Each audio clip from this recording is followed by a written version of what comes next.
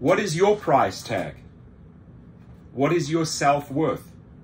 So yesterday I received a very interesting call from an attorney, one of several major law firms that I work with in the United States, and they said, look, what is your price tag to shut down your channel?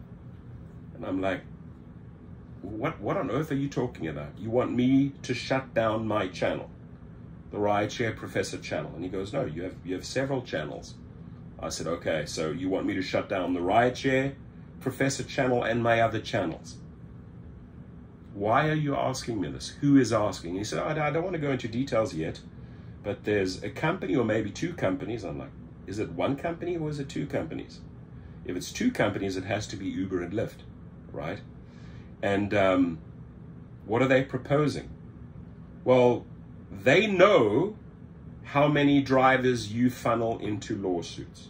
Sort of that's like, and I'm like, okay, good. So I have the attention, because I remember going back 8, 9, 10 years ago when I was one of the top recruiters for both companies, bringing in drivers because I believed in the company, because they were paying drivers fairly.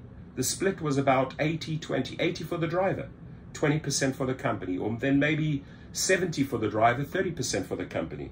And I firmly believed in Uber and Lyft, and I recruited like crazy in 600 cities, bringing in thousands upon thousands upon thousands upon thousands of drivers, making these companies hundreds of millions of dollars, right? And I, in all honesty, I made a lot of money, a few $100,000 a year on referrals from both companies combined.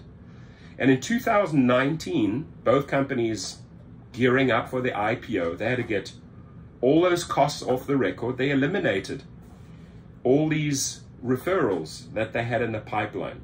Myself being one of many of the top recruiters that had a lot of money in the pipeline, waiting to be paid out, just abolished, put aside. Well, guess what happens then? You know, guess what happens, or how do you react when somebody cleans out your account, right? You happy? Definitely not. So my strategy was to then fight more for the driver, for drivers' rights, for drivers' earnings, for drivers' safety. That's what my channel morphed into. And what I realized yesterday is the power of my particular channel when it comes to getting strikes going, when it comes to helping drivers organize strikes. If you look back several years ago, when I started calling for the first strikes or organizing the first little strikes, I remember a big leader there was Edward Escobar. Nobody gave us a chance. They said, you're being ridiculous, it'll never work. Today, every single week there's a strike around the country. It's gathered so much momentum. Well, this costs the company a lot of money. Doesn't look good in their PR, right? Does not look good in social media and the newspapers. It doesn't look good on TV for them. And they hate that. What they hate even more is that the top driver recruiter became the top claims or lawsuit recruiter, funneling drivers into lawsuits. And there, I can cost each company at least $10 to $20 million a year. And they know that. So when I had the chance to think about my price tag, I said, you know what? Let them put down $5 million together, because apparently there's two companies talking here. And if those legal people, executives at Uber and Lyft want this channel to end, all I can say is, ladies and gentlemen, right? If I look at Randy, Uberman, how he shut down the gig operation and took off in the direction of cars, there are 2 or 3 or 4 topics that I love and I'd love to get off the ground. So I have no problem. I have no problem. If you put $5 million down, that is my price tag. I'm not a cheap sale. You don't get me for $100,000 or $200,000. I'm sorry, right? You know my power. I have a very high self-worth. I have a lot of other things going. This is not my main source of income. And some people might find my video or my approach a little disappointing, saying, how could you give up what you started? oh, I got everything rolling. I've done everything that I wanted to achieve in this game. I have a large fleet of cars. I have educational channels. I have courses. I have multiple sources of revenue just around rideshare that don't necessarily harm Uber, Lyft, or DoorDash.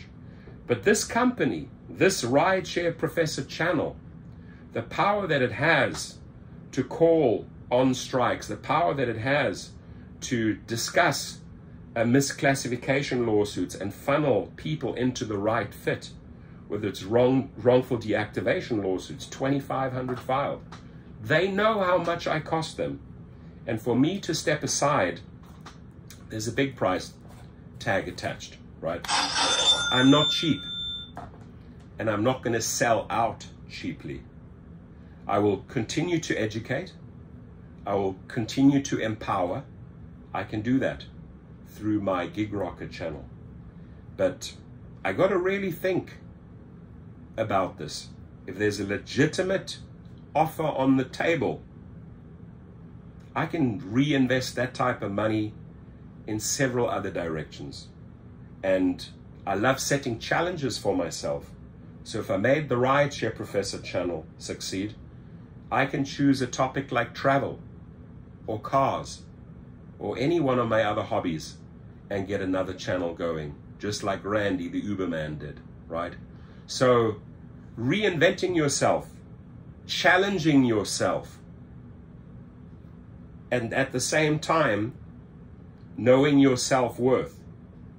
So I'm ready when you are, whoever you are. And I'm waiting on that attorney to contact me back. And I mean, he really kept me in the dark on this one. It was almost like a teaser, like, why are you telling me this? Well, ladies and gentlemen, there are legitimate offers on the table. I will entertain them, but I'm not going to sell out cheaply. Thank you. Your comments, please.